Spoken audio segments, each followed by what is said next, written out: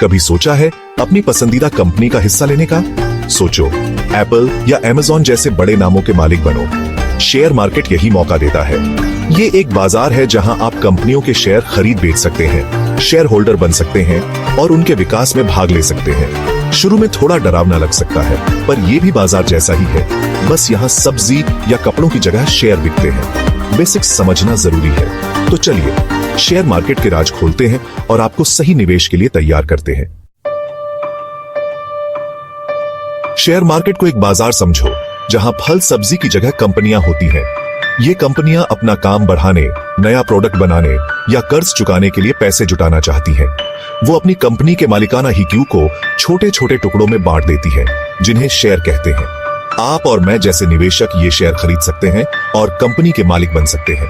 जैसे जैसे कंपनी बढ़ती है और ज्यादा मुनाफा कमाती है, उसके शेयर की कीमत भी बढ़ती है और आपका मुनाफा भी। अगर कंपनी को नुकसान होता है तो शेयर की कीमत घट सकती है। इंडिया में नेशनल स्टॉक एक्सचेंज (NSE) सबसे बड़ा शेयर मार्केट है। 1992 में शुरू हुआ।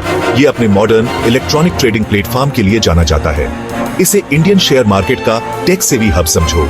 NSE में रिलायंस इंडस्ट्रीज, HDFC बैंक और इंफोसिस जैसी बड़ी कंपनियां हैं। ये कंपनियां NSE पर अपने शेयर इसलिए लिस्ट करती हैं क्योंकि यहां देश विदेश के बहुत सारे निवेशक हैं, जिससे उन्हें ज्यादा पैसा मिल सकता है।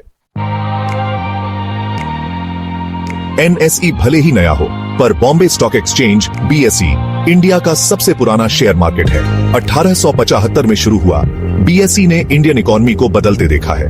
BSE का इतिहास लंबा है और यहाँ छोटी बड़ी कई कंपनियां लिस्टेड हैं। ये अपने मजबूत नियमों और निवेशकों की सुरक्षा के लिए जाना जाता है, जो इसे नए और पुराने निवेशकों के लिए अच्छा बनाता है। सेक्शन 5 NSE वर्सेस BSE आमने सामने की तुलना। NSE और BSE में चुनना दो अलग अलग आइसक्रीम के फ्लेवर चुनने जैसा है। दोनों शेयर मार्केट में निवेश का मौका देते हैं, पर दोनों की अपनी खासियत है। फीचर NSE BSE स्थापना वर्ष 1992। 1875 ट्रेडिंग प्लेटफॉर्म, पूरी तरह इलेक्ट्रॉनिक हाइब्रिड, इलेक्ट्रॉनिक और फ्लोर ट्रेडिंग। मार्केट कैपिटलाइजेशन ज्यादा, कम लिस्टेड कंपनियों की संख्या कम, ज्यादा निवेशकों का आधार ज्यादा, देशी और विदेशी। ज्यादातर देशी। आखिर में सही चुनाव आपके निवेश के लक्ष्य और रिस्क लेने की क्षमता पर निर्भर करता है। NSE का बड़ा मार्केट कैपिटलाइजेशन और ज्यादा निवेशक उन्हें पसंद आ सकते हैं जो लिक्विडिटी और बड़ी कंपनियों में निवेश चाहते हैं। BSE अपने लंबे इतिहास और निवेशकों की सुरक्षा पर ध्यान देने के साथ कम रिस्क लेने वाले निवेशकों को आकर्षित कर सकता है। सेक्शन 6 ट्रेडिंग में उतरना। शेयर कैसे बदलते हैं हाथ। एक वर्चुअल नीलामी घर की कल्पना करो जहां खरीदार और विक्रेता शेयरों का व्यापार करने के लिए आते हैं। शेयर बाजारों में ट्रेडिंग अनिवार्य रूप से इसी तरह काम करती है। आप एक निवेशक के रूप में एक स्टॉक ब्रोकर के माध्यम से ऑर्डर देते हैं, जो फिर आपकी ओर से व्यापार को अंजाम देता है। जब आप खरीदारी का ऑर्डर देते हैं तो आप एक निश्चित कीमत पर एक विशिष्ट संख्या में शेयर खरीदने की अपनी इच्छा का संकेत देते हैं। इसके विपरीत एक बिक्री आदेश आपके द्वारा स्वामित्व वाले शेयरों को बेचने की आपकी इच्छा को दर्शाता है। शेयर बाजार एक मैचमेकर के रूप में कार्य करता है, जो खरीदारों और विक्रेताओं को उनके ऑर्डर के आधार पर जोड़ता है और शेयरों के आदान प्रदान की सुविधा प्रदान करता है। सेक्शन 7 पब्लिक जाना, IPO का सफर। क्या आपने कभी सोचा है कि कंपनियां शेयर बाजार में अपनी शुरुआत कैसे करती हैं? यह सब एक आरंभिक सार्वजनिक पेशकश या IPO के साथ शुरू होता है। एक ऐसी प्रक्रिया जिसके माध्यम से एक निजी तौर पर आयोजित कंपनी पहली बार अपने शेयरों को जनता के लिए पेश करती है।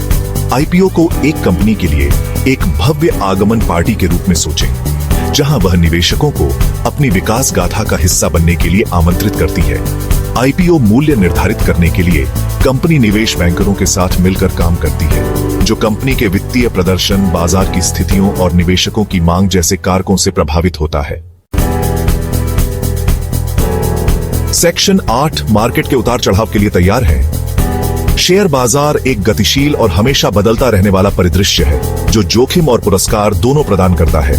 इस रोमांचक दुनिया में नेविगेट करने के लिए शेयर बाजारों, व्यापार और IPO की मूल बातें समझना महत्वपूर्ण है। याद रखें, ज्ञान शक्ति है और जितना अधिक आप निवेश के बारे में सीखेंगे, आप उतने ही बेहतर तरीके से सूचित निर्णय लेने के लिए सुसज्जित होंगे। तो क्या आप अपनी निवेश यात्रा शुरू करने के लिए तैयार हैं? कंपनियों पर शोध करके, अपनी जोखिम सहनशीलता को समझकर और एक वित्तीय सलाहकार से मार्गदर्शन प्राप्त करके शुरुआत करें। सावधानी पूर्वक योजना और थोड़े से धैर्य के साथ आप संभावित रूप से अपनी संपत्ति बढ़ा सकते हैं और अपने वित्तीय लक्ष्यों को प्राप्त कर सकते हैं।